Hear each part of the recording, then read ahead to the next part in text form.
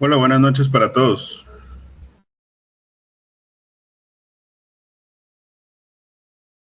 Buenas noches. Buenas noches, buenas noches. Muy Bueno, buenas noches. entonces, estamos terminando ya lo que es el curso de pensamiento lógico matemático, ¿cierto? La idea de hoy, pues, es mencionarles algunas informaciones importantes, sobre todo, pues, en el momento de realizar esta prueba, ¿no? Y la finalización también del curso, ¿no? Entonces, voy a compartirles por aquí.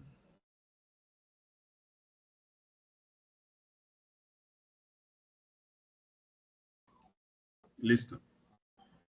Bueno, entonces ya sabemos que falta una sola actividad en el curso de pensamiento lógico matemático. Obviamente, pues ya ustedes tienen este curso cargado y dentro de lo que es el entorno de aprendizaje, al final, pues hay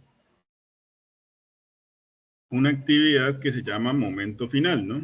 Que dice cuestionario de evaluación, tarea 5, evaluación final POC, ¿no? Bueno, hay que tener en cuenta, pues, que esta prueba tiene algunas cosas, ¿no? Para tener en cuenta antes de realizarla, ¿no? Primero que todo, pues es de carácter individual. Tiene un peso evaluativo de 125 puntos. Van a haber 20 preguntas. El tiempo máximo es de 90 minutos y el tipo de preguntas son selección múltiple con única respuesta, ¿no? El tipo de realimentación es automática, ¿no? Entonces, esta es una prueba, como es una prueba objetiva cerrada, es una prueba que en cierta manera, pues de una vez se autocualifica, ¿no? Es algo muy parecido a la prueba que hicieron ustedes cuando empezaron el curso de presaberes, ¿no? En ese caso, ya ustedes sabrán cuánto obtendrán, pues en este último punto, ¿no? En este último corte del curso, ¿no? Bueno, hay que tener en cuenta que lo que es ese cuestionario de presaberes, esa unidad 1, la unidad 2, todas las tareas que ustedes realizaron durante el semestre corresponden al 75% del curso. Y esta prueba objetiva cerrada, o POC, que se llama así, corresponde al 25% del curso. Entonces, en este caso está dividido en dos notas, ¿no? Que por lo general nosotros reportamos dos notas al final, ¿no? Una nota 1 correspondiente al 75% y una nota 2 correspondiente al 25%. Bueno, además de eso, también debemos tener en cuenta que esta es una prueba que se va a realizar la siguiente semana, ¿no? Entonces, en la agenda del curso, si nosotros vemos, es una prueba que se va a realizar, si ustedes ven aquí, dentro del 1 de diciembre al 6 de diciembre, ¿no? Entonces va a ser desde el domingo, perdón. 1 de diciembre es domingo, hasta el viernes, ¿no? En este caso, hasta el 6 de diciembre, ¿no? Hasta las 23:55, que va a estar abierta esta prueba, ¿no? Entonces hay que tener en cuenta que solamente se va a abrir esta prueba en esa semana. ¿Listo? Ya en la siguiente semana ya no se puede abrir ese tipo de pruebas. Es que yo no alcancé, muy seguramente, pues no se va a poder abrir o dar un nuevo intento, ¿no? En ese caso. Bueno, hay que tener en cuenta también que esta prueba pues es de un solo intento y pues obviamente es una prueba que en donde vamos o ustedes van a resolver preguntas de todos los temas del curso, ¿no? Ya sea lo de eh, conjuntos, ya sea lo de cuantificadores, ya sea lo de proposiciones categóricas, ya sea lo de tablas de verdad, ¿sí? Y para eso yo inclusive pues les mandé un enlace que es este enlace de Padlet, en donde pues ustedes en cierta manera pues pueden resolver y repasar algunos temas importantes antes de resolver esta prueba, ¿no? Una información adicional. Si ustedes de pronto no alcanzaron a responder esta prueba al 6 de diciembre, pues sencillamente se les va a dar un intento adicional el 7 de diciembre solamente, pero esto lo tienen que hacer o lo tienen que gestionar con la directora del curso. Obviamente ella les va a pedir como evidencia del por qué no se pudo o no pudieron responder el cuestionario, ¿no? Entonces, obviamente, todo esto debe estar fundamentado, ¿no? En el momento de realizar también la prueba, si hay algunos inconvenientes, algunas preguntas que de pronto no están bien hechas en cierta forma, pues la idea también es tener en cuenta o sacar un pantallazo, ¿no? De evidencia, en este caso, ¿no? Entonces, todo eso hay que tenerlo en cuenta en el momento de realizar el curso. Importante, ya después del 7 de diciembre, pues sencillamente no se va a abrir este tipo de prueba, ¿no? Ya esta prueba, pues, se queda así, digámoslo así, ¿no? Más o menos el 11 de diciembre estamos dando ya las últimas notas y los últimos toques del curso, ¿no? Si ya entonces, digamos que en la prueba POC no se puede o no la pudieron resolver o no la pudieron presentar, entonces hay una cosa que se llama supletorio. Entonces, en ese caso hay unas fechas de supletorio. Y aquí las voy a mostrar. Bueno, muy seguramente la fecha de supletorio empezará desde el 9 de diciembre, ¿no? Que es un martes, si no estoy mal. 9 de diciembre, bueno, lunes. En este caso, entonces, este supletorio también tiene un costo y pues también debe ser gestionado. La habilitación del curso pues va a ser para personas que tengan entre 200 y 299. Hay que tener en cuenta que el curso se aprueba con 300 puntos, ¿no? En este caso, ¿no? Y 500 pues es lo máximo, ¿no? Entonces, esto también hay que tenerlo en cuenta.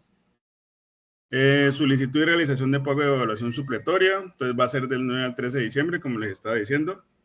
Presentación de evaluaciones supletorias del 14 al 18. Solicitud y realización de pago de habilitaciones del 16 al 19. Y presentación de habilitaciones de 20 al 22 de diciembre, ¿no? Las habilitaciones, pues sencillamente son para personas que tienen en su promedio total, o sea, en su 100%, una nota entre 200 y 299. ¿Listo? Bueno, ¿hasta allí tienen alguna pregunta?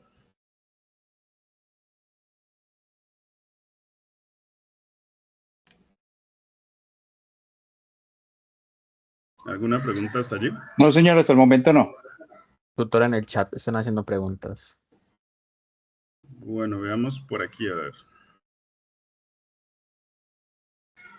Bueno, buenas noches. Y entonces tengo 300 puntos, pero no presento la última evaluación. Igual aprobé el curso. Sí, es verdad. O sea, ya en este momento, pues algunos, o bueno, todavía no he terminado de calificar, pero si tienen 300 puntos en el 75%, pues ya tienen ganada la materia, ¿no? Sin embargo, pues es importante, pues que inclusive en términos de promedio del semestre, entre otras cosas, pues presenten dicha prueba, ¿no? Esa prueba POC para que tengan un buen promedio al final del semestre, ¿no? Buenas noches. Si la nota 1, que equivale al 75%, suman 375, quiere decir que ya aprobó el curso. Sí, ajá, exactamente. Sería todo perfecto, ¿no? O sea, te llega a 375, el 75%. Pero como yo les digo, pues obviamente, en términos de inclusive tener un buen promedio, pues la idea es resolver la tarea POC, ¿no? O la prueba POC.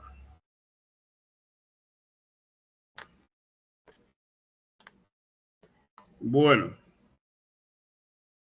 les voy a mostrar brevemente cómo es esa prueba POC, ¿no? Y ya sabemos pues que nos vamos aquí al entorno de evaluación.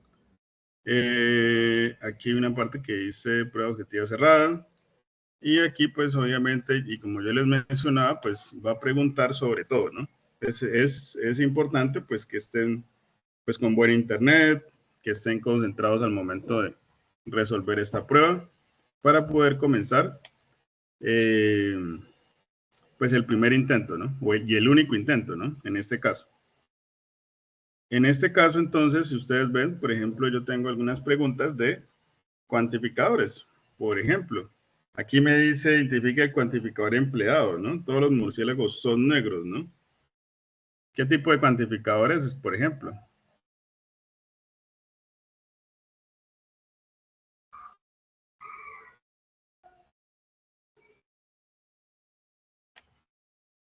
Por ejemplo, en esa primera pregunta, ¿qué tipo de cuantificadores? Cuando estoy hablando de todos los murciélagos son negros.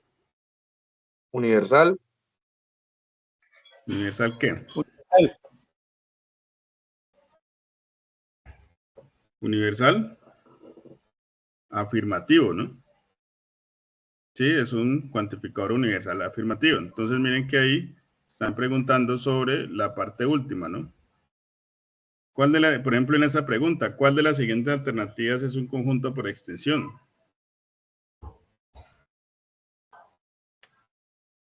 ¿Sí la están viendo ahí?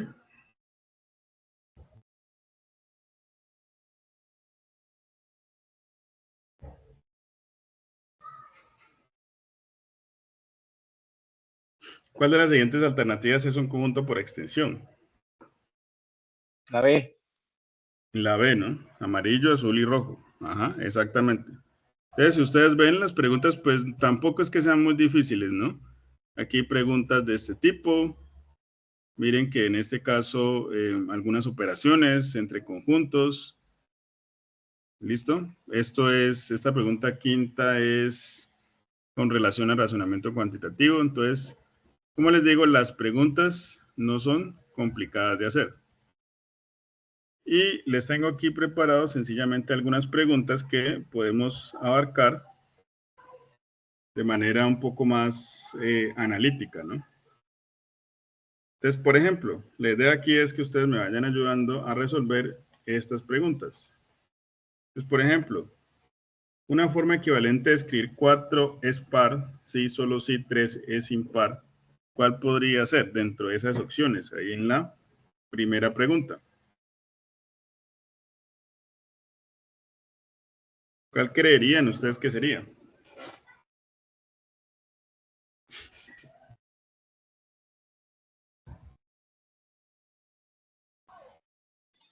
La A. ¿Por qué la A?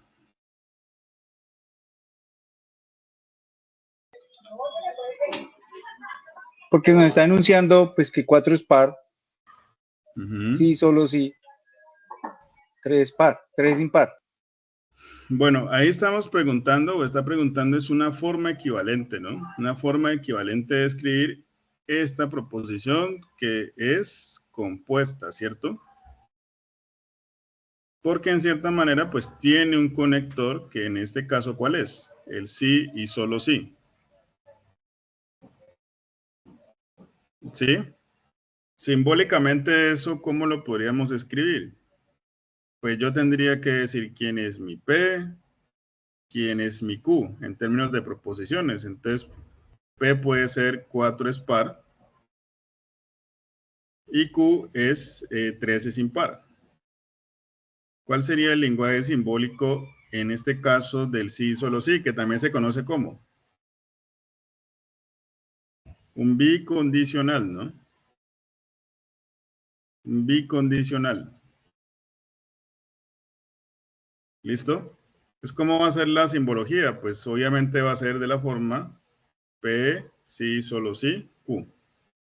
No puedo decir que en cierta manera es la primera porque la primera está abarcando lo que es un condicional. Entonces no es equivalente. Como quien dice, aquí de antemano tengo dos implicaciones. P implica Q y Q implica P. ¿Sí? Eso es lo que yo tengo allí en ese caso, ¿no?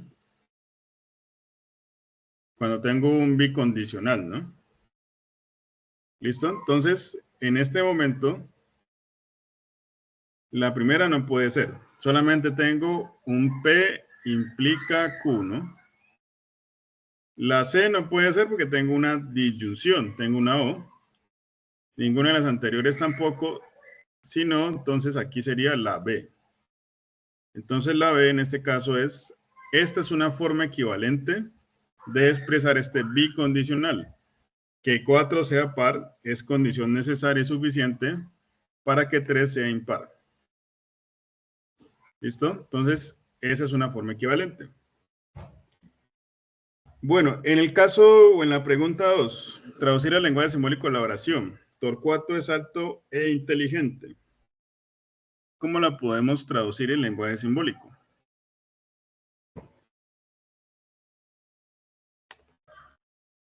¿Cómo creerían ustedes?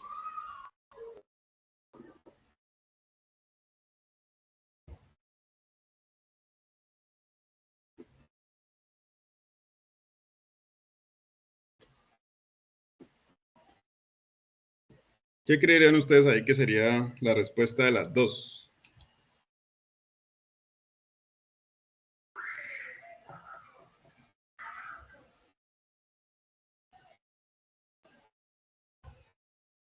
Para mí es la B.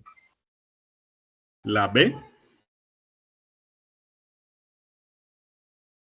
La C. La C, exactamente.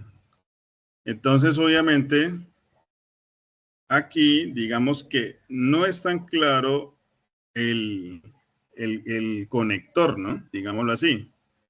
Sin embargo, sé que es o está asociada a esta E, ¿no? Entonces, ¿cómo es el lenguaje natural o cómo es la forma en que yo estoy pues escribiendo esa proposición, ¿no? Torcuato es alto e inteligente. Y además de eso, pues es inteligente, ¿no? Entonces, aquí es importante tener en cuenta que yo puedo sacar dos proposiciones y sencillamente el conector lógico va a ser una, ¿cómo se llama el de la I?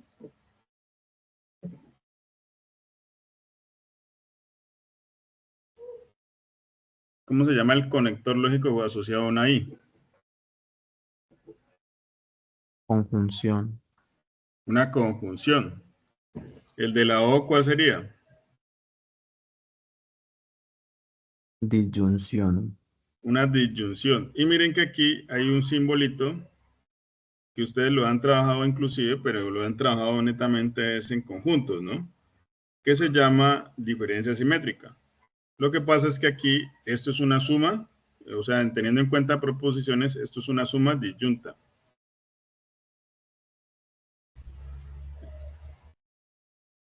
Es una suma disyunta, ¿no? Bueno, sigamos con la tercera. Traducir el lenguaje simbólico de la oración. Chocó es lluvioso, pero no frío. ¿Cuál sería el lenguaje simbólico?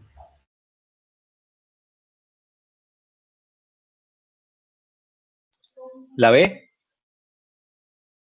La B. ¿Están de acuerdo los demás? La C. ¿Se asocia con el entonces? Ajá. ¿Por qué dices que es la C? Que tiene la negación. Porque tiene la negación, sí. Exactamente. Entonces, en este caso, yo tengo una proposición que es Chocó es lluvioso, pero además de eso tengo este pero, ¿no? Este pero muy seguramente me va a servir, o lo puedo traducir, digámoslo así, para poderle entender de esta forma, ¿no? Y no es frío, ¿no?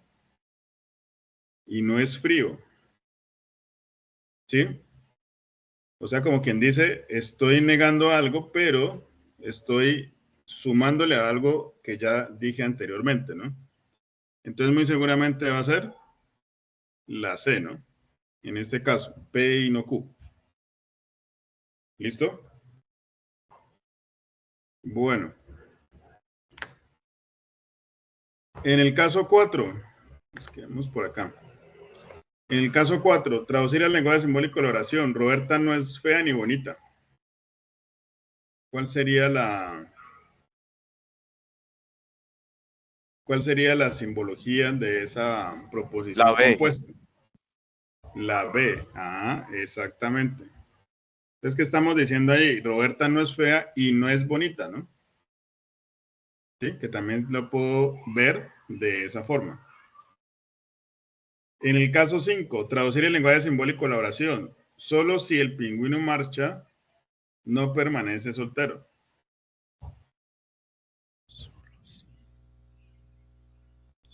¿Cuál sería la simbología? Solo si el pingüino marcha, no permanece soltero.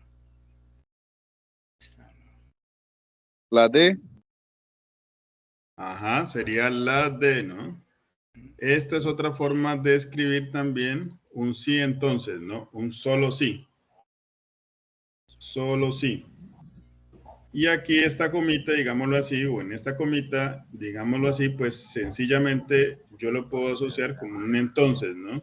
Un entonces que está como que no se encuentra allí, ¿no? No es como tan claro como tal, ¿no? Entonces, obviamente yo sé que la oración también la puedo escribir como solo si el pingüino marcha, entonces no permanece soltero. ¿Sí? Esa es otra forma de escribirlo, de tenerlo en cuenta, ¿no? El único entonces que está aquí, pues es la D, ¿no? Solo, sí. Bueno, calcular el valor de verdad de la proposición solo si Bruno Díaz es Batman, entonces Clark Kent no es Superman. ¿Cuál sería allí el lenguaje? Bueno, el valor de verdad, ¿no? ¿Cuál sería el valor de verdad de la proposición? ¿Cuál creerían ustedes que sería? La A. La A. Bueno, ahí estamos hablando del valor de verdad, ¿no? Solo sí. Sí, solo sí. Ahí están hablando es del calcular el valor de verdad de la proposición, ¿no? ¿Cómo creerían ustedes que podría yo abordar esa pregunta? Entonces, sí. Entonces. Verdadero, verdadero. Falso. Falso. Es falso. La primera es verdadera. ¿Por qué es falso? Verdadero. Quizás porque no está cumpliendo las dos condiciones. Bueno, entonces nos toca, como quien dice, dividir el problema por partes, ¿no? Entonces, por ejemplo, P, voy a colocarlo como Bruno Díaz. Bruno Díaz es Batman, ¿no? Es Batman. ¿Esta proposición es falsa o es verdadera? Este P.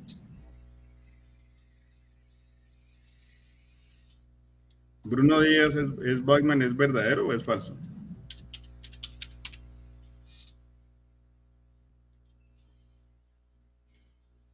¿Quién dice? Es verdadero. Es Es verdadero. verdadero. Sí, Bruno. Ajá, entonces esta proposición es verdadera. ¿Sí? Saquemos Q. Entonces voy a sacar Clark es Superman. Clark Kent, ¿no? Bueno, Clark Kent es Superman. Esta proposición Q, ¿es verdadero o es falsa? Pero dice que no es Superman. Sí, bueno, ya lo voy a escribir. ¿Clark Kent es Superman es verdadero o es falso? Verdadero. Verdadero. Ajá, entonces sería verdadero, ¿no? En ese caso. Bueno, entonces, escribirlo por aquí. Entonces sería verdadero. ¿Cuál sería la simbología de esa proposición compuesta?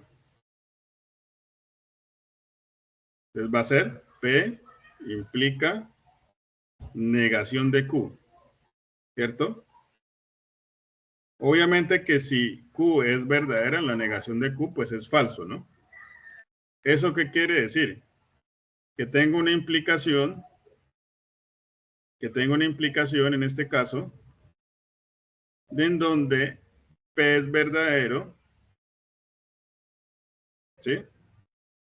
¿Y Q qué es? Es falso. ¿Qué es la tabla de verdad de la implicación?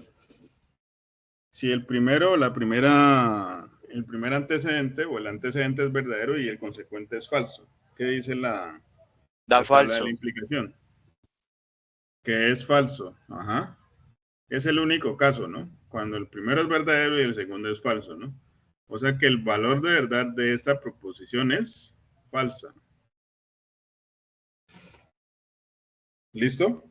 Entonces, ahí me están hablando del valor de verdad. Sin embargo, pues ahí para poder entender, tuvimos que hacer o dividir el problema por partes, ¿no? ¿Hasta allí alguna pregunta?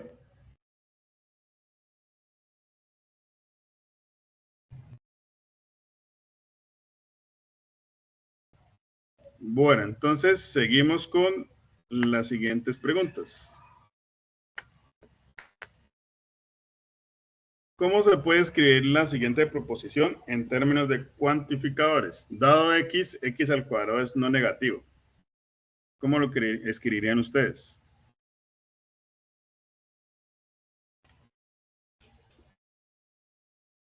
Dado x, x al cuadrado es no negativo.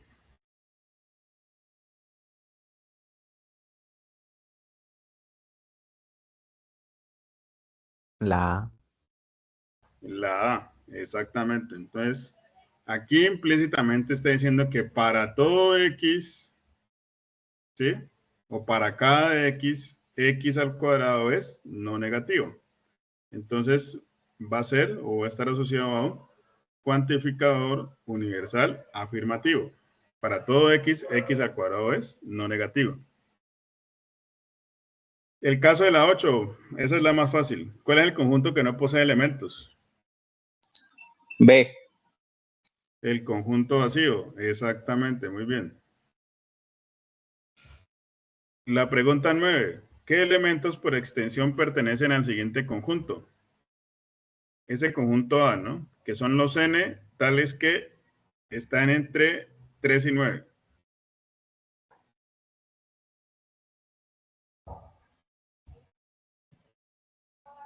La D.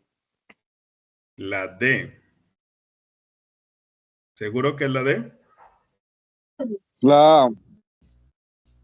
La A, exactamente. Entonces, ahí va a ser la A, ¿no? Hay que tener en cuenta que esta simbología es de un menor que, ¿no? O está asociado a menor que. Y en este caso, lo que está diciendo es que estos extremos no deben estar incluidos, ¿sí? En el conjunto por extensión.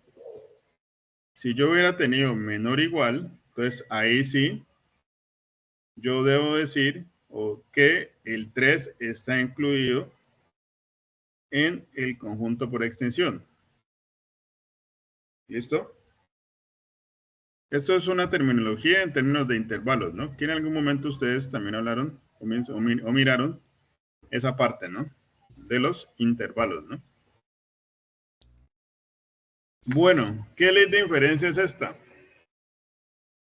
Aquí dice así, ¿no? P implica Q y P implica Q. ¿Cómo se llama esa ley?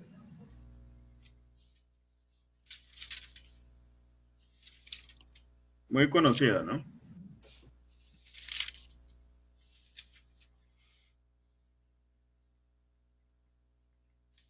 ¿Cómo se llamaría esa ley de inferencia?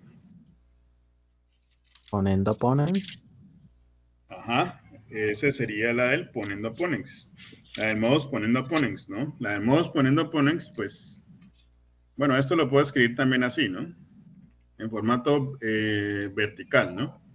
P implica Q, P, por lo tanto Q, ¿no? ¿Sí? Esa es una ley que involucra solamente el antecedente de la implicación, ¿no? Eso es un rasgo característico del modos poniendo ponens, ¿no? El modos poniendo ponens ya es una regla que relaciona es el consecuente. En este caso, Q, ¿no? ¿Sí? Bueno, ¿qué pasará con la 11? Indicar el valor de verdad de la siguiente proposición construida con cuantificadores. El conjunto universo para la variable x es de los enteros, ¿no? Bueno, de los enteros. Dice aquí, ¿será que es verdad cuando yo digo que existe un único x, tal que x al cuadrado es igual a 1?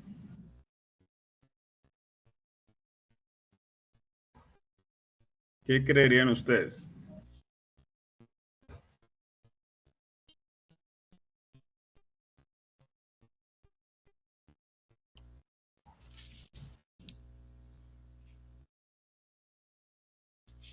¿Será que existen un único x que cumpla eso? ¿Que x al cuadrado sea igual a 1? No, Sí, falso. el 1. Sí, el 1. ¿Sí o no? Para mí el 1 cumple. Para mí verdadero. El 1 cumple, ¿no? En este caso, ¿no? Pero hay que tener en cuenta que estamos hablando de los enteros. ¿Sí? Entonces, recuerden mucho que cuando hablamos de cuantificadores, el conjunto también hace parte fundamental para saber si es verdadero o falso una proposición que está relacionada con cuantificadores. En este caso, el 1 me sirve, ¿no? Porque 1 al cuadrado es 1, ¿no? Pero como estamos hablando de los enteros, pues resulta y pasa que menos 1 al cuadrado, pues también es igual a 1, ¿no? Entonces, no existe un único, ¿no? Por lo menos hay otro, ¿no? Entonces, en este caso es falso, ¿no? Es importante mirar que si, por ejemplo, yo digo que son los enteros positivos, entonces muy seguramente aquí sí va a ser un único elemento, ¿no? Que cumpla esta condición. ¿Listo? Entonces recordemos que los cuantificadores, ya sea el universal o el existencial, va a estar relacionado sencillamente con el valor de verdad o qué valores sencillamente cumple para un conjunto una propiedad, ¿no? En este caso tendría que yo mirar para qué elementos es verdadero este cuantificador existencial en donde esta condición se dé, ¿no? ¿Sí? Entonces, por eso es que les menciono que estos conjuntos son muy importantes de tenerlos en claro, ¿no? ¿Listo? Bueno, ¿qué pasará con la 12?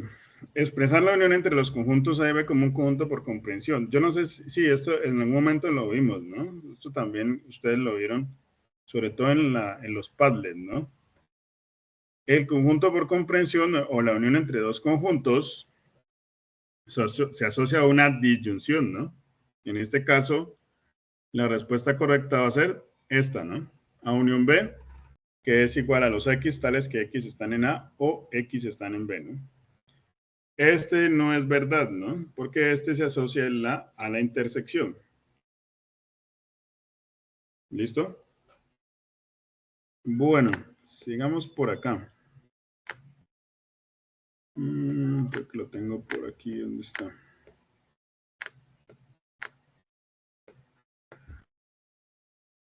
Bueno. Vamos a mirar.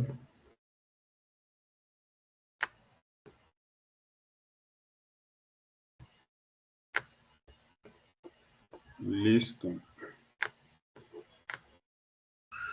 Bueno, hagamos la 14. Menciona si la siguiente afirmación es verdadera o es falsa.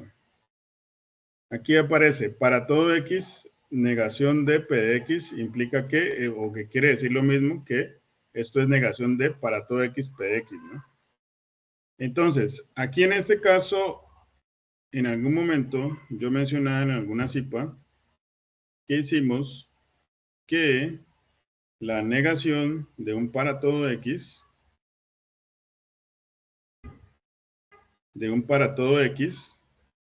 junto con la función proposicional, equivale a un existencial, en donde sencillamente yo tengo que negar la función proposicional, ¿no? O la proposición, en ese caso.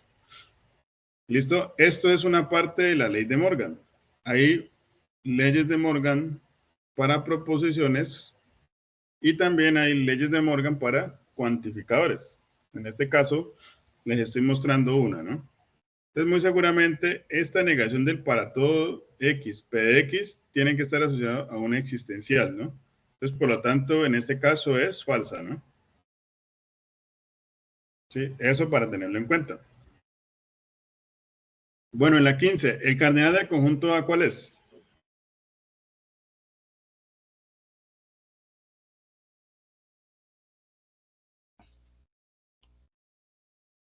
Cuatro, la B. Ajá, exacto, muy bien.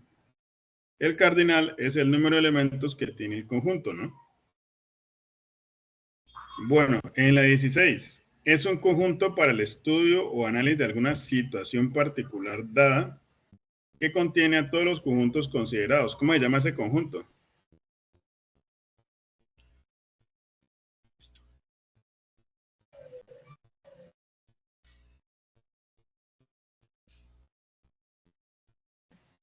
¿Cómo se llama ese conjunto en donde El tenemos los... universal.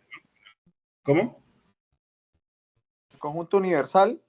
¿Están todos? Ajá, exacto. Es el conjunto universal. Contiene a todos los conjuntos considerados, ¿no? Es lo que está diciendo allí, ¿no? Ese es un conjunto universal. Es el más grande de todos, ¿no? Bueno, en la 17, escribe un lenguaje simbólico la siguiente descripción. Vamos a ver esta. Sea D el conjunto de los elementos de X tales que X es estudiante de la carrera de Ingeniería en Sistemas. Y sea E el conjunto de los elementos de X tales que X estudie el lenguaje de programación. Allí hay tres respuestas en donde pues tenemos un cuantificador existencial, cuantificador universal y un cuantificador existencial único, ¿no? Y tenemos conjunción entre de X y de X, ¿no? Entonces, muy seguramente tendría que mirar en para qué valores o para qué cuantificador esas proposiciones se vuelven verdaderas, ¿no? Entonces, habría que mirar si, por ejemplo, yo digo que D, el conjunto de los elementos X tales que X es estudiante de la carrera de Ingeniería de Sistemas, y es el conjunto de los X tales que X estudia lenguaje de programación. Entonces, en ese caso, pues muy seguramente todos los estudiantes de Ingeniería de Sistemas no van a estudiar lenguaje de programación. Es posible, ¿no? Ni tampoco va a ser un único elemento, ¿no? O sea, un solo estudiante, ¿no? Entonces, allí muy seguramente van a ser algunos estudiantes de Ingeniería de Sistemas, van a estudiar programación en Python, ¿no? Entonces, yo le colocaría aquí, existe un X, ¿no? Bueno, en el caso de 18, ¿será que esos dos conjuntos son iguales? Esos dos conjuntos que yo tengo aquí.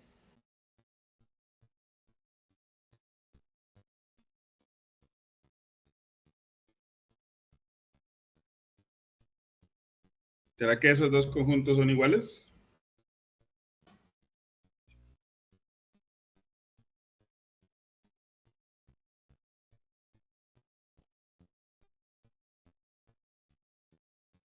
¿Qué me dirían ustedes? Yo diría que sí. Yo diría que sí. Sería X, X por X, X al cuadrado, 4 por 4 y 16. Pensaría yo, Ajá, ¿no? muy bien. Entonces yo lo puedo entender así, ¿no? Para resolverlo prácticamente un poco más rápido, ¿no? Entonces, por ejemplo, X al cuadrado es igual a 16. En algún momento yo puedo decir que X al cuadrado menos 16 es igual a 0. Por lo tanto, esto es una diferencia de cuadrados en donde yo puedo escribir de esta forma, ¿no? ¿Sí? Y aquí, pues sencillamente hay una factorización que me dice que esto lo puedo escribir como X menos 4 por X más 4, igual a 0. ¿Sí? ¿Eso qué quiere decir? Pues que lo puedo ver también de esa forma, ¿no? En donde de aquí parto de acá, ¿no? Lo otro, pues es lo que me acabaste de comentar, ¿no? O sea, sencillamente es ir multiplicando estos dos factores que yo tengo y muy seguramente pues me va a quedar esto aparte de X al cuadrado menos 16, ¿no? Entonces, allí, Entonces no, este entonces no conjunto es sería, profe, verdadero. porque quedaría ¿Cómo? negativo. Entonces no sería porque quedaría negativo. ¿Negativo? ¿Por qué? Acá en el otro quedaría menos 16. Entonces sería falso, ¿no? En este caso, ¿qué? ¿Multiplicando los factores? Sí, porque si se pone 4 por 4 serían 16, pero menos por más da menos, entonces serían menos 16, entonces no sería igual que el otro. Bueno, entonces El aquí otro sería x por x, x al cuadrado. Más por más me da más, me daría 4x, ¿no? Menos por más me daría menos 4x. Menos por más me daría menos 4 por 4, 16, igual a 0. Esto se cancela, términos semejantes, y me quedaría x al cuadrado menos 16 es igual a 0, que es lo mismo que x al cuadrado es igual a 16. Lo que yo tengo aquí, ¿no? porque despejo, dejo solo la X y paso el menos 16 lo paso al otro lado y queda positivo. Ajá, Ya. exactamente. O sea, esa es una forma de entender un poco más rápido los ejercicios, ¿no? Sobre todo por el tiempo que tenemos, ¿no? Digámoslo así. Aquí les estoy un poquito, mostrando un poquito más profundo, ¿no? Los ejercicios no van a ser tan duros como tal, pero sí es bueno como saber un poquito más para poder que en el momento en que ya hagan la prueba, pues sea algo más rápido. Entonces, en este caso, pues sencillamente, esta es una estrategia para resolver un problema de esos, ¿no? Bueno, y el último ejercicio, el 19. ¿Cuál sería la intersección del conjunto A, que está compuesto por los elementos 2, 4, 6, 8, 10, y B es un conjunto que está dado por comprensión, ¿no? Entonces son los X tales que X es un número primo. ¿Cuál sería la intersección entre esos dos conjuntos? ¿Cuál creerían ustedes que sería?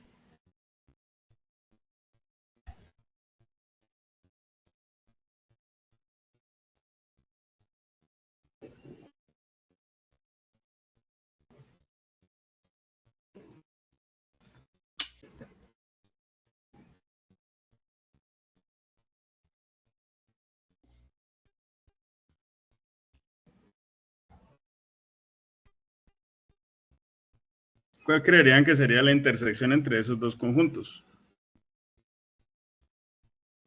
El 2. Exactamente. Es el único, ¿no?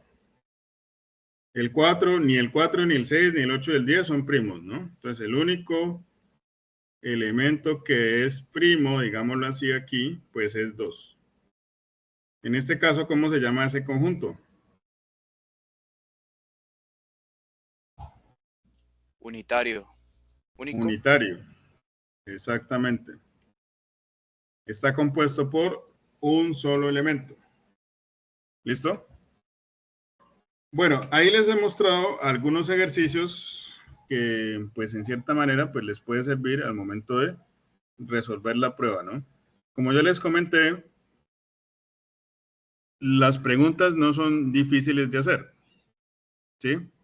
Y va a ser muy seguramente de todo lo que es las unidades, ¿no? O sea, todo lo que es de conjuntos, todo lo que es de cuantificadores, todo lo que es de métodos para probar la validez de argumentos, que fue lo de las tablas de verdad, todo lo de proposiciones, todo lo de tablas de verdad. ¿Listo? Eso para tenerlo en cuenta en esta prueba POC, ¿no? Importante que revisen el Padlet para que les ayude a estudiar, ¿no? Yo ya lo he compartido en algunos medios, ¿no? Y aquí pues se les indica, o hay algunos videos que ustedes pueden mirar con algunas indicaciones, las habilitaciones o las fechas que inclusive yo les acabo de comentar hace un momento. Aquí hay algunos conectores lógicos, leyes de inferencia, lo del simulador que en algún momento ustedes utilizaron. Esto para la unidad 1. Para la unidad 2, inclusive también aquí está la parte de intervalos que les acabo de comentar. lo del concepto de intervalos, algunas operaciones entre conjuntos, que también son muy importantes que las tengan en cuenta aquí. En la unidad 3, lo que son cuantificadores, algunos videos también importantes aquí, que pueden tener en cuenta, y sobre todo esa diferencia entre razonamiento inductivo y deductivo, que es importante también, además del razonamiento cuantitativo, ¿no? Y algunos ejercicios o algunos juegos para practicar que también les puede servir para repasar, ¿no?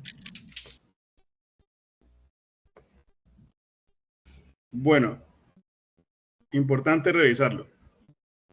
No sé si tengan alguna pregunta, algún comentario.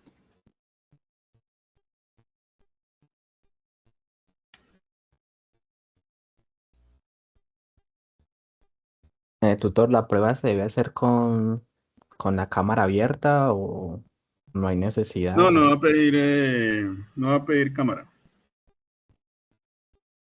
No es con reconocimiento facial ni nada de eso.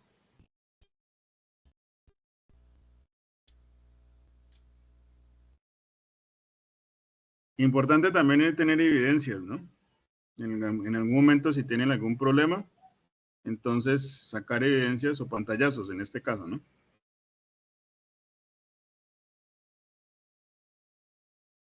¿Alguna otra pregunta?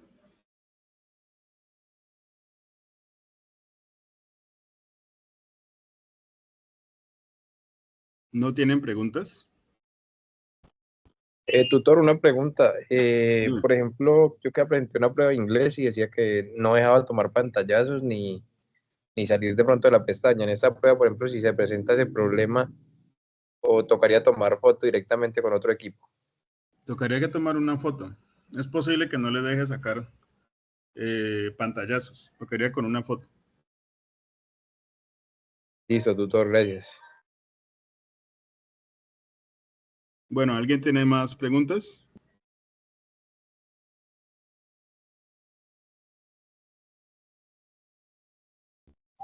Profe, disculpa, es que Dime. está malita la conexión, esta grabación queda en algún lado para poderla ver cuando tenga los espacios, que es la más de señal.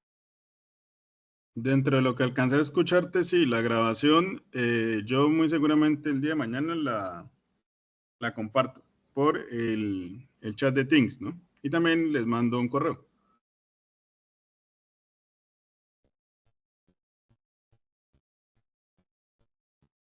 Bueno, importante que la presenten, ¿no? O sea, como les digo, a pesar de que puede ser que ya tengan los 300 puntos, es importante que la presenten. Uno nunca sabe, ¿no? En cierta manera, pues, de pronto en algún momento, por promedio, alguna beca, algún descuento, me sirve el promedio, ¿no? Entonces, es importante que presenten esa prueba para tener un buen promedio, ¿no? A pesar de tener, digámoslo así, 375 puntos sobre el 75%, ¿no? Bueno, cualquier dificultad, pues me escriben al chat de Teams. Estoy pendiente en cualquier momento si necesitan de mi ayuda. Y bueno, agradecerles también por el espacio, por este espacio que hemos tenido y también por la tutoría pues, que manejamos en este semestre. Agradecerles a todos por su amable atención y pues si no tienen más preguntas, yo los dejo. Muchas gracias, profe. Que estén muy bien. Hasta luego, muchas gracias. Profe.